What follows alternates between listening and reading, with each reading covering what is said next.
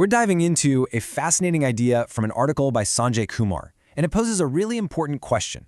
Are all these critical risk reports we generate just becoming paper flies? It's a puzzle that, as we've all seen firsthand, has some pretty serious consequences. And yeah, this is the big head scratcher, isn't it?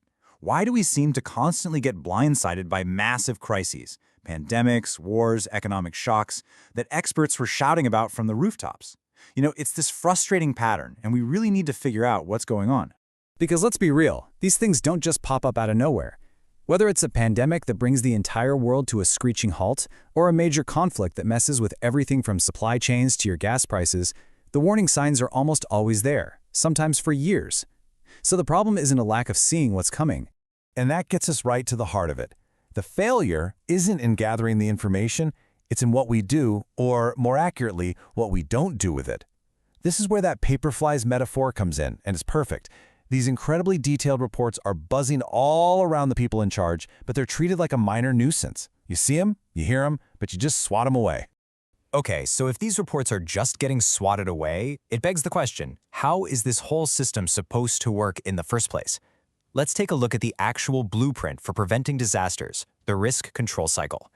So, in the world of risk management, this is basically the gold standard. The control cycle is meant to be this continuous, always-on loop. It's a proactive system that isn't supposed to just sit around waiting for disaster to strike, but to actively go out, find threats, figure them out, and respond to them before they blow up. And it's built on 5 key steps. It's pretty logical, right? First, you identify a risk. Then, you measure how bad it could be. You actively manage it. You keep an eye on it to see if it's changing. And then, you report on it. But here's the absolute key. Reporting isn't the finish line. That report is supposed to feed right back into step 1, making the whole process smarter for the next go-around. Well, at least that's the theory. So, enough with the theory. Let's look at what's happening in reality. Let's dig into the hard evidence that shows this incredibly important cycle, well, it's broken. And we're not talking about some dusty academic papers that nobody reads.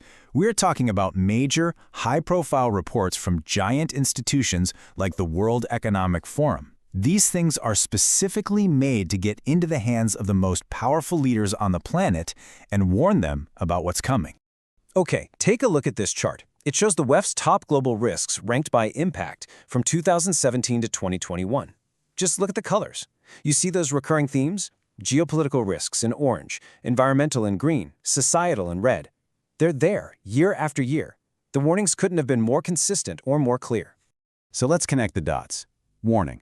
The WEF consistently flagged geoeconomic confrontation as a massive risk. They warned about everything from trade disputes to weaponized energy supplies. The reality?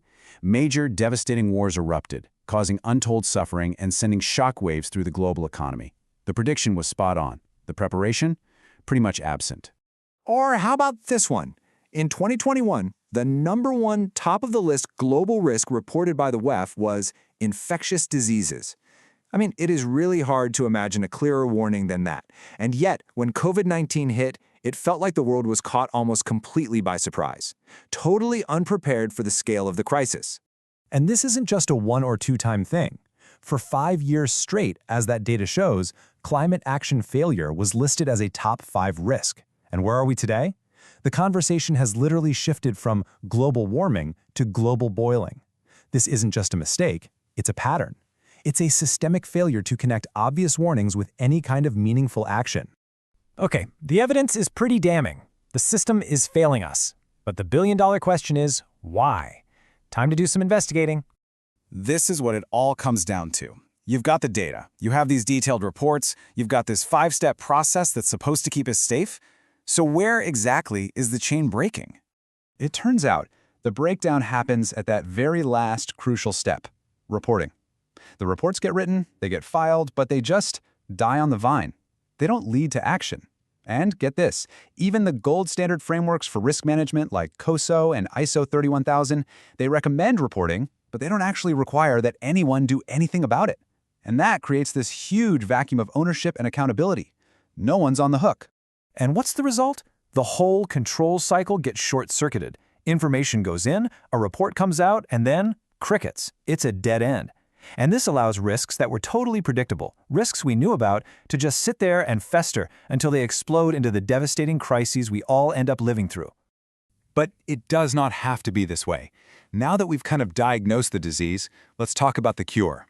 What's the path forward to actually forge a stronger shield and protect ourselves from these predictable disasters? Well, it seems to come down to 3 concrete actions. First, educate leadership.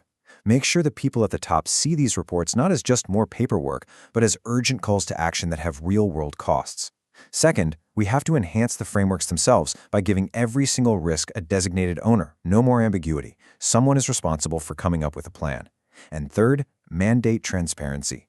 Make the risks, the plans to fix them, and the names of the people in charge public. That creates some serious pressure to actually get things done. The source article puts it perfectly. There should be ownership of the risk so that people can come to know who has missed the risks.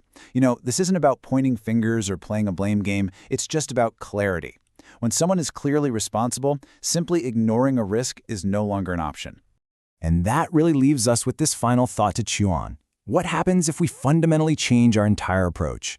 What changes when our society shifts its focus from just admiring how well we predicted a disaster to actually demanding accountability for acting on that prediction? It might just be the thing that turns a paper fly into an effective shield.